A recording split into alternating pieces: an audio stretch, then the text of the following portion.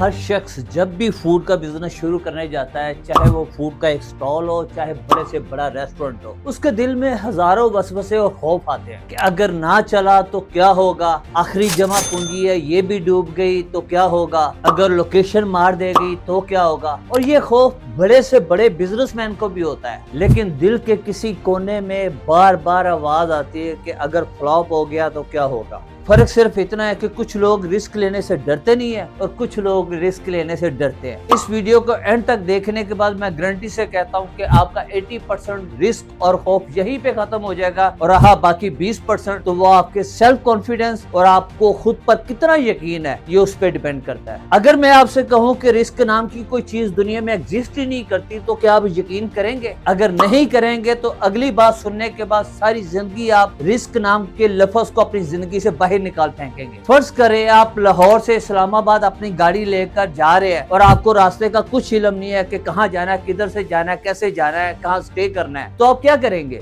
آپ ہر اس شخص سے پوچھیں گے جو اسلام آباد کا راستہ جانتا ہے، سیکھیں گے کہ کس راستے سے جانا ہے، کہاں سٹے کرنا ہے، کہاں پیٹرول ٹینک فل کروانا ہے، یا پھر آپ ڈیجیٹل طریقے سے گوگل میپ کو یوز کرنا شروع کر دیں گے کہ کہاں سٹے کرنا ہے، کہاں ٹینک فل کرانا ہے۔ تو یہ ہو نہیں سکتا کہ آپ اپنی منزل پر نہ پہنچیں۔ اس لیے اگر آپ کسی کام کو سمجھ کر اس کے پورے سٹیپ ٹھیک طریقے سے سٹیپ بائی سٹیپ اٹھاتے ہیں تو رسک کہیں نہیں ہوتا۔ البتہ رسک کی جگہ انسرٹینٹی ہوتی ہے، اس کا وجود ہے۔ فرض کرے کاروبار کامیابی سے چل رہا ہے اور کسٹمر کا اچھا فٹ فال ہے، لیکن بارش ہو گئی تو کسٹمر کم ہو جائے گا، یہ انسرٹینٹی ہے، یہ ہمارے اختیار میں نہیں ہے۔ پھر بھی بزنس شروع کرنے سے پہلے جو کامن خوف دل میں پائے جاتے ہیں، چاہے وہ ایک تجربہ کار انسان ہو یا ایک نا تجربہ کار انسان ہو، ان پر کیسے قابو پایا جائے اور ان کے لیے کیا کیا اسٹریٹجی اپنائی جائے۔ اگر آپ صرف ان کو سنیں گے، صرف ویڈیو دیکھیں گے تو کوئی فائدہ ہی نہیں ہے، جب تک کہ اللہ کا نام لے کر شروع نہیں کرتے، ایکشن نہیں لیتے۔ اور یاد رکھیں،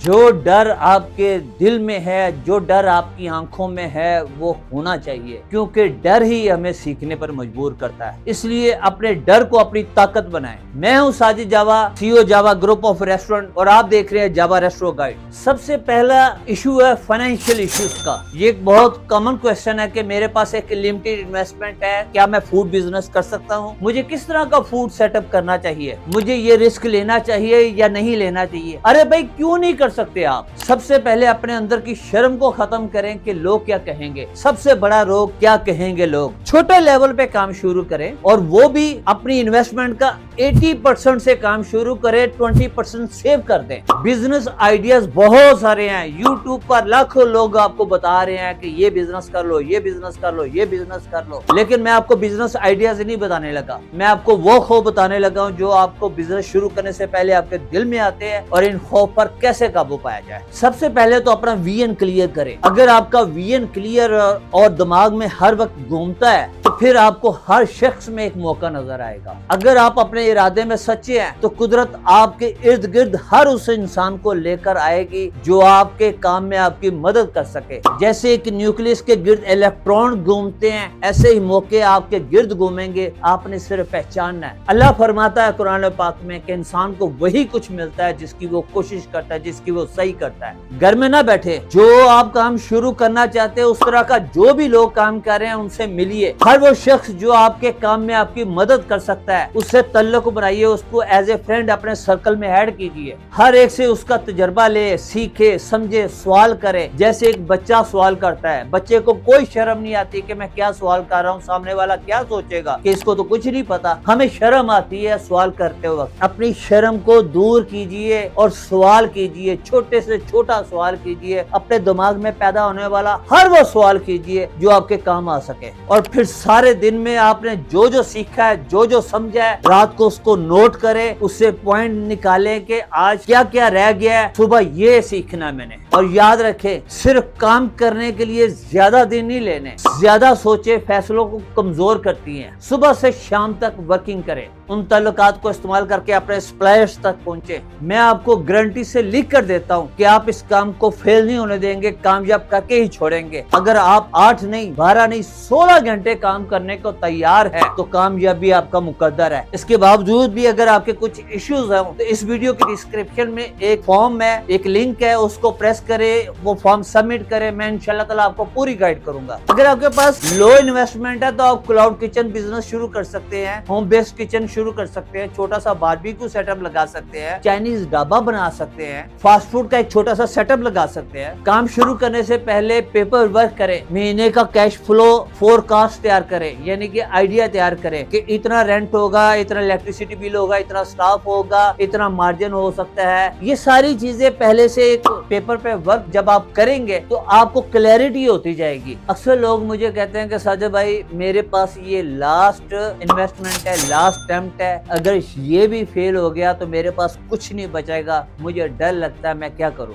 میں کہتا ہوں کہ بھائی ڈر بالکل ٹھیک ہے اپنی جگہ پہ, ڈر ہونا چاہیے, کیونکہ اس ڈر کا مطلب ہے کہ تم اس کام کو دل سے لینا چاہتے ہو, اور جب دل سے لینا چاہتے ہو تو سر توڑ کوشش کرو گے. ڈر کو حاوی نہ ہونے دو, اپنی طاقت بناؤ. میں نے دیکھا ہے کہ 99% آخری اٹیمپٹ ہی لوگوں کی کامیاب ہوتی ہے, کیونکہ پچھلی ساری بیڑیاں جل چکی ہوتی ہیں, آگے ہار ہے یا جیت ہے, پیچھے موت ہے. اس اینگل سے سوچے جیسے طارق بن زیاد نے سوچا تھا کہ اپنی پچھلی ساری بیڑیاں جلا دی تھی کہ آگے ہار ہوگی یا جیت ہوگی, تو جیت ان کا مقدر بنی. جب آپ کو پتا ہوگا کہ یہ لاسٹ اٹیمپٹ ہے تو آپ 1% بھی غافل نہیں ہوں گے, ہر وہ اسٹریٹجی اپنائیں گے جس سے بزنس کو کامیاب کیا جا سکتا ہے. لیکن سنو, لاسٹ اٹیمپٹ تب ہوتی ہے جب بندہ ہار مان لیتا ہے. جب تک آپ سیکھ رہے ہیں, انالیسس کر رہے ہیں اور صحیح پلاننگ کر رہے ہیں تو پھر یہ لاسٹ اٹیمپٹ نہیں, یہ اگلا لیول ہے. اگر تم فیل ہو بھی گئے تو کیا ہوا, تم وہ ایکسپیرینس لے کر آؤ گے جو اگلی بار تمہارا لاس روک دے گی, اور اسی ایکسپیرینس سے لوگوں کو تم مشورہ دو گے.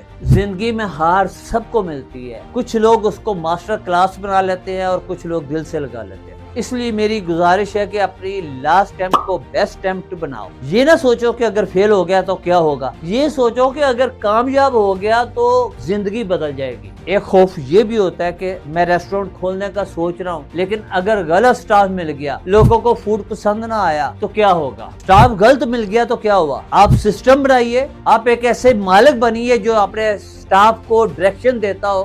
غلط سٹاف ملنا کسی کے کنٹرول میں نہیں ہے, لیکن ٹریننگ اور مانیٹرنگ آپ کے کنٹرول میں ہے. اگر آپ نئی ٹریننگ کر سکتے تو میرے یوٹیوب کے اس چینل پر تمام وہ ویڈیوز پڑھی ہے جو اپنے سٹاف کو دکھا کر آپ ٹریننگ بھی کر سکتے ہو, ورکشاپ بھی کر سکتے ہیں. سٹارٹ میں اگر پرفیکٹ سٹاف نہیں ملتا تو کوئی بات, آپ سمپل SOP لگائیں, ٹریننگ کریں, ڈیلی میٹنگ کریں, ان کو ایٹیٹیوڈز کہیں. ایک عام آدمی کو بھی ایک پروفیشنل ویٹر بنایا جا سکتا ہے, بس آپ کی اپنے ہر سٹاف پر ایک باپ کی طرح نظر ہونی چاہیے. ریسپی فکس کرو, سٹینڈرڈ بناؤ اور ٹیسٹ کو ریپیٹیبل بناؤ. فوڈ کا ٹیسٹ ایک بار نہیں, بار بار پرفیکٹ بنانا ہوتا ہے. سٹاف اور فوڈ دونوں ٹھیک کیا جا سکتے ہیں اگر نیت, سسٹم اور ٹریننگ ہو تو. بس زندگی میں میرا ایک مشورہ یاد رکھیے گا, اس کو پلے سے باندھ کر رکھ لیں کہ آپ کو سٹاف اچھا ملے یا برا ملے, جیسا بھی ملے, اپنے سٹاف کی عزت اور احترام ضرور کیجیے گا. اور نمبر 2, ان کو سیلری آپ کے حالات جیسے بھی ہوں, ان کی سیلری ان کو وقت پر دیجیے گا. تو میرا مشورہ یہ ہے کہ ڈر کو اپنا دشمن مت سمجھو, ڈر کو اپنا کوچ سمجھو. پریپیئر کرو, آبزرو کرو, امپروو کرو,